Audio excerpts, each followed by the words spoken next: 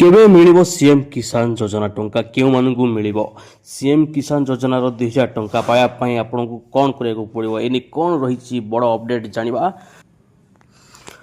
ଦର୍ଶକ ବନ୍ଧୁ, ପିଏମ୍ କିଷାନ ଯୋଜନାରେ ଅନ୍ତର୍ଭୁକ୍ତ ହୋଇଥିବା ସିଏମ୍ କିଷାନ ହିତାଧିକାରୀ କ୍ଷୁଦ୍ର ଓ ନାମମାତ୍ର ଚାଷୀମାନେ ସିଏମ୍ କିଷାନ ଯୋଜନାରେ ଯାହାକି ସହାୟତା ଜାରି ରଖିବା ପାଇଁ ନିମ୍ନଲିଖିତ ବାଧ୍ୟତାମୂଳକ ଆବଶ୍ୟକତାଗୁଡ଼ିକ ପୂରଣ କରନ୍ତୁ। ଯେମିତିକି ଦେଖନ୍ତୁ ଫ୍ରେଣ୍ଡସ୍, ପଞ୍ଜୀକରଣ ପାଇଁ ବାଧ୍ୟତାମୂଳକ ଆବଶ୍ୟକତା ରହିଛି ବ୍ୟାଙ୍କ ଖାତା ସହ ଆଧାର ସଂଯୋଗୀକରଣ, ତା ସହିତ କୃଷକ ଓଡ଼ିଶା ପୋର୍ଟାଲରେ ଆପଣ ପଞ୍ଜୀକରଣ କରିଥିବା ଦରକାର।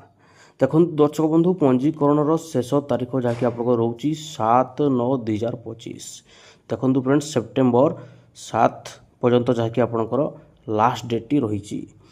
ଦେଖନ୍ତୁ ଦର୍ଶକ ବନ୍ଧୁ, ଉପରୋକ୍ତ ଆବଶ୍ୟକତା ପୂରଣ କରିବା ପରେ ହିତାଧିକାରୀମାନେ ଆଧାର ଲିଙ୍କ ଥିବା ମୋବାଇଲ ନମ୍ବର ଜରିଆରେ ଇ-KYC ସହିତ ନିକଟସ୍ଥ ଜନସେବା କେନ୍ଦ୍ର କିମ୍ବା ବ୍ୟକ୍ତିଗତ ସ୍ତରରେ ସିଏମ୍ କିଷାନ ପୋର୍ଟାଲ ଯାହାକି ଆପଣଙ୍କର ରହିଛି cmkisan.odisha.gov.in ରେ ପଞ୍ଜୀକରଣ କରାଇ ନିଅନ୍ତୁ। ଦର୍ଶକ ବନ୍ଧୁ, ଆପଣମାନେ ଜାଣନ୍ତି ଆଗରୁ କାଳିଆ ଯୋଜନା ନୂଆଖାଇରେ ମିଳୁଥିଲା, ତେଣୁ ଏବର୍ଷ ମଧ୍ୟ ଆଗକୁ ନୂଆଖାଇ ରହିଛି ଏବଂ ସବୁକିଛି ସମାନ ରହିଛି ନିୟମ। ତେଣୁ କାଳିଆ ଯୋଜନା ଟଙ୍କା ଯେମିତି ନୂଆଖାଇରେ ଆସୁଥିଲା, ସେହିପରି ସିଏମ୍ କିଷାନ ଟଙ୍କା ନୂଆଖାଇରେ ମିଳିବାର ସମ୍ଭାବନା ରହିଛି।